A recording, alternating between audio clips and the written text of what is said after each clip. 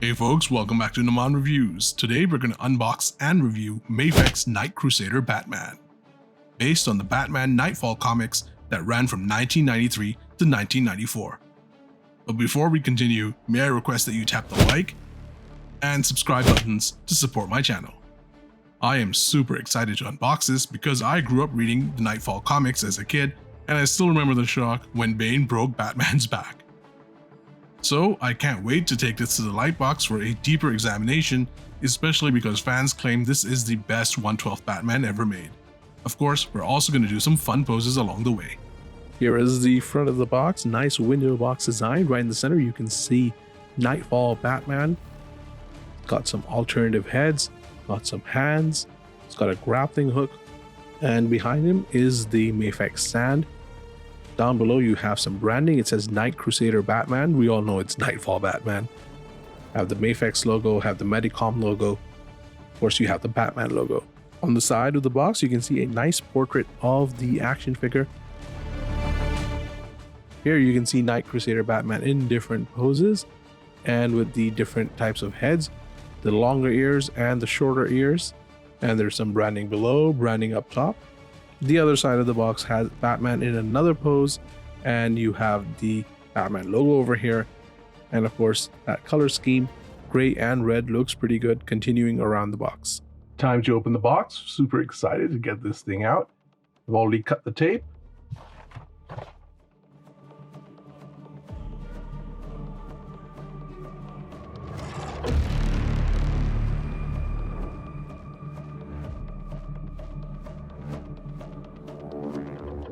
So my first impressions of this toy are very positive.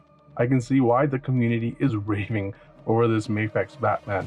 For starters, I am very pleased that the Bat logo looks perfectly painted, and I know that some people have had some paint bleeding on it, and that would really suck, but fortunately, this looks fine. Sculpt looks good too. I am a bit bemused that they put this horn cape on by default and not the regular one. I also like the gray shading on the blue gauntlets on the boots, and there is some shading on the body as well, which is pretty good. There are some shiny bits that I wish did not exist. They look like smudges, but fortunately they're only visible under bright lights. I have noticed one paint flaw on the gauntlet right over here. It's not something that I can't fix, and it's not a deal breaker because I can pretty much hide that in most poses. First impressions, paint applications from the back are very clean, highly detailed on the blue shorts, on the gauntlet, on the glove, and the gray parts of the costume. So I think this is the only paint flaw on my Batman. So here is everything that Knight Crusader Batman comes with, not including the base, of course. You've got a regular cape, you've got a horn cape, you've got these fists that were already on his body. These fists have a slight gap just for holding the rope, I suspect. These holding hands could probably hold the batarang. You've got these relaxed hands, got these grabby hands, and you've got these slapping hands. Reminds me of the Batman Robin meme. You've got 3 head sculpts, including a long-eared aggressive sculpt. This is the default sculpt, and this is scuba diving Batman sculpt, which I don't think anyone will use. You've also got this neck piece, which I suspect works with this. You've also got this rope, which is attached to the batarang. I would say this is a grappling hook of sorts. A few artists drew Batman with long ears in the comics in the 90s, and that was my first exposure to Batman actually. So when his ears started getting shorter, I was wondering why, but I was of course a kid, and now the long ears look a bit odd to me, but I still appreciate this head sculpt. I think the mold and the paint applications are outstanding. I love how the teeth look. I love how the gums around the teeth look. Nice little pink touch. And of course the skin tone looks good. The eyes, very haunting white color. The blue is very nicely painted. The ears are not sharp. They are soft plastic.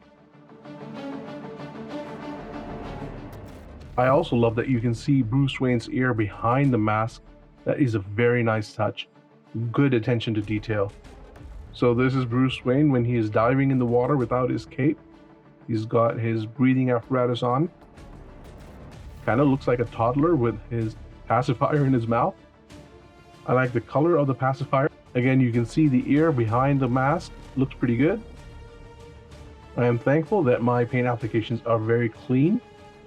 Attaching the scuba diving head to the body is a very easy process. Simply align the neck piece and then put the head on. This is my favorite head of the three, the default head with the stoic look. Again, very nicely painted, and I think the mold is excellent. Skin tone, again, looks good. The haunting white eyes look very nice. And again, I like the attention to detail. For example, you can see Bruce Wayne's ear behind the mask. The grappling hook plus rope is a very nice accessory. I really like how it's painted. I love the shading at the end. And I also like how long this wire is. Believe me, it is long. Yep, that is pretty long. Here's a sample of the hands that Knight Crusader Batman comes with, and I'm very impressed by this work by Mafex. Let's start with the paint applications. As I mentioned, love the little gray shading on the hands. Gives them that wear and sense of realism. Love the blue paint applications, very clean. And of course, the molds are outstanding. You can make out the knuckles, you can make out the fingernails even. And on the other side, you can even see ripples on the gloves that makes it look like there is a human hand inside a rubber glove. I also like the quality of the material of the hands, just the right amount of softness if you want to hold an accessory, or if you want to do a complicated pose, or if you just want to remove one hand and put another hand on, you are not going to break the peg, at least easily, I think. This is the regular cape that you get with Knight Crusader Batman, and check out that width. That is wonderful. I also think the quality of the cloth is very good for a $100 figure. Very nicely dyed as well. The stitching on the back side is excellent. And in addition, you've got a wire here, here, and here, and here. I don't think you have a wire in the centers. The stitching on the underside is not as nice. I think the threads are too visible and the cutting is not as clean as it should be. Then again, you're not going to be looking at this side too much anyway. The horn cape is just like the regular cape. Similar width, similar style of stitching. Looks better from the back. And again, overall, very high quality. They've also done a great job with the shoulders. Nice quality plastic, beautifully painted, the right amount of shading, and good curvature here just to give it that realistic feel. So if you want to use any of these swap out parts, the process is actually very easy. In fact, you could say it's smooth as butter. Simply pop off the head sculpt, take off the cape. Now you have a few holes to align with. You have this hole here, a couple holes here. And as you can see, there are some pegs over here. Likewise, for the scuba diving sculpt, you've got some pegs over here. And just align it.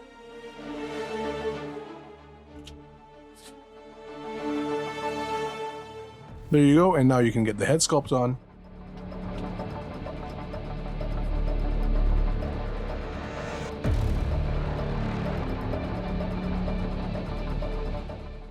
Looks pretty awesome. As I said, this reminds me of the graphic novels I read as a kid, where the artists were exaggerating the ears. Before we continue, I just want to say I'm not going to actually go through how this stand works, because I've done that a couple of times for Mafex Spider-Man and Mafex Wolverine in my reviews. So if you want to see how the stand works, please just check out my Mafex Wolverine review, or check out my Mafex Spider-Man versus Spider-Man review. Yeah, the stand is modular, so you can do some really fun poses. Here is my flying kick pose. Looks pretty cool. I've also done a flying Batman pose. I guess he's just flying through the air or trying to land or something. And again, the stand is quite impressive, and if he starts to fall, you can just tighten the screws to make sure he stays up there. So before we check out the articulation, why don't we look at Batman through the portrait lens in different poses. So here's the stoic pose. He has the standard head sculpt and the standard cape on. Overall, the cape looks good, though there is a gap between the cape and the body, which is a bit unsightly when you look at it up close, but overall looks okay. The yellow bat symbol really pops on this gray body, which is really nicely painted. The underwear, outerwear looks good. The mold is very good. I wish there was a bit more shading on the body though. I'm never going to use this underwater sculpt. It looks kind of weird to me. It just looks like a giant bat baby. I also don't think I got the neck piece in correctly. There is still some room for it to go in, but I don't know, I'm just not going to use this one. Why is Giant Bat Baby saluting? I don't know. I must admit, when I first got this set, I did not think I would be using the long-eared sculpt and the horn cape, but it has grown on me and he does look menacing like this. I might actually use this sculpt and this cape as my default for Knight Crusader Batman. So in typical Mafex fashion, the articulation on this Batman toy is quite outstanding. Head turns left, turns right, looks up really high, look at that. That is beautiful. Looks down really well as well. And what helps the head articulation is the very unique tilted peg on this body. Let's have a quick look at that. As you can see, it's just a little tilted. Head also tilts left and tilts right quite easily. Moves forward, moves back. In fact, it rotates quite well if you don't have the cape over here. Lifts up about 120 degrees, I would say. Very beautiful double jointed elbow. As you can see, there are a couple of joints here. Looks really cool. Cut at the bicep. Hand rotates freely. Nice flex. Rotation at the chest.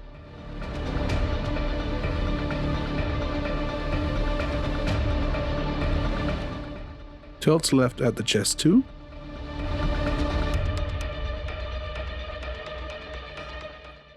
Decent ab crunch.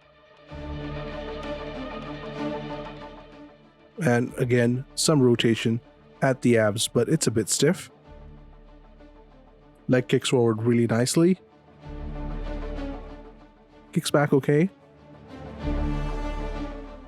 Double jointed knee. If you pull down that thigh, then you can get more stretch over here. Nice thigh rotation. There's a cut at the toe and a cut at the ankle for some very nice foot movement. So foot tilts left, right, and then of course you've got that toe articulation. So you can get some very dynamic poses with this guy. Overall, I would give the articulation a nice big thumbs up.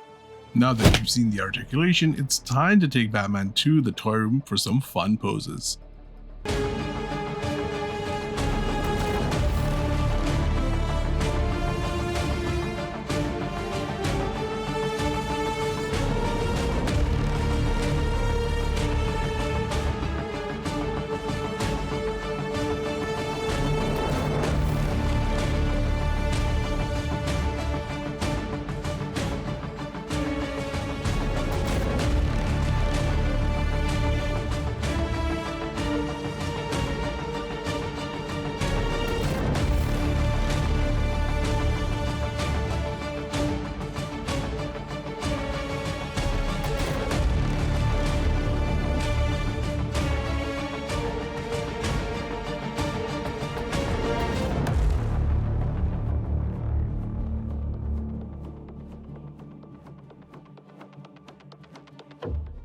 Time for some size comparisons, and here we have two Mafex toys. Of course, on the left is Knight Crusader Batman, and on the right we have the Dark Knight Returns Batman.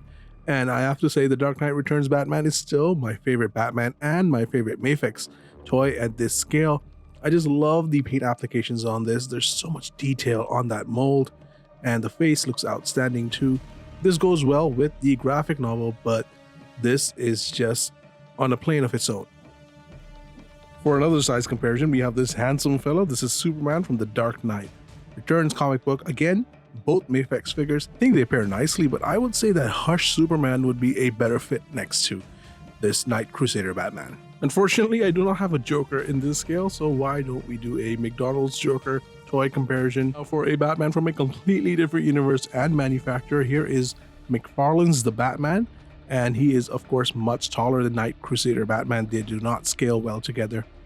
I have to say, this is one of the most frustrating toys in my collection. He does not stand well at all. Different manufacturer and different universe. We have Cell-Shaded Spider-Man by Marvel Legends on the right with Knight Crusader Batman by Mafex. I have to say these two scale well together. I think this is the appropriate height difference between Spidey and Batman. Back to Mafex, and we have Mafex Wolverine on the right, and I think these two scale really nicely together.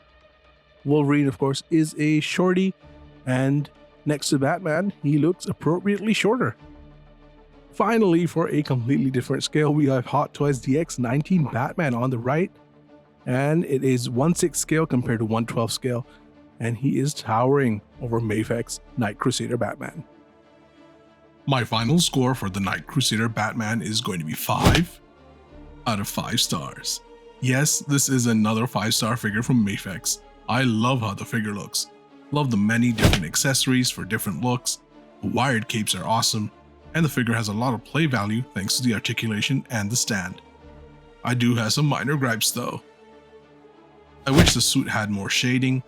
I wish Batman had a few more accessories. I know he has quite a few, but he does need a few batarangs. And there is a major paint flaw on one of my gauntlets. But as I said, these are minor gripes, and this is one of the best Batman toys you can buy today at 1/12 scale. That's it folks, that's my review. Thank you so much for watching. Please remember to check out my other reviews of Mafex Spider-Man vs Mafex Spider-Man, Mafex Wolverine, Hot Toys Catwoman 2.0, and Hot Toys the Batman. Until next time.